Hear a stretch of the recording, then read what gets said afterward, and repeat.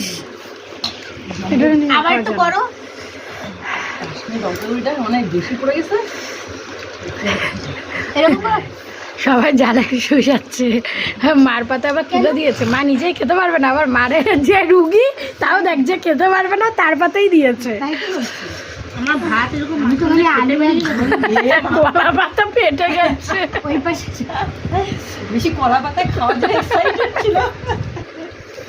না ঠিকই আছে, ওর কথা ছিল ও থালার উপরে কলা পাতা রেখে খাবে, তো ওরা সবাই এমন চাপ দিল খালি কলা পাতা খেতে দিল। থালাটাও তুই না তুই কেমন করে মাখলি, কেমন করে কি আমি না প্রথমে বুঝতে পারিনি, ভাবছি একটু মোটা হয়ে যাচ্ছে রাস্তা দাও নিচে, এবার দেখি কি ভিতরে ঢুকে গেছে। আই কপাল। ও পারে ওইভাবে খেতে, কেউ অভ্যেস আছে যে খাবে। ভালো তো এক্সপিরিয়েন্স হলো। আর এটার অবস্থা কি?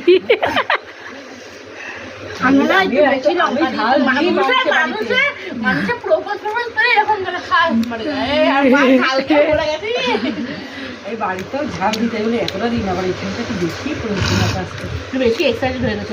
না আমি একটু বেশি দিয়েছি। এটা দেখলে অনেকে ঘৃণা পায়। কষাবে এটা উপরে ছাল ফেলে দেওয়া হয়। এখন যখন কিছু দেয় না। পুকি, তোমার কি ঝাল লেগেছে? আর আমার মাংস কেউ টেস্ট করে দেখতে পারো, টক লাগবে। না থ্যাংক ইউ। টক টক চিকেন।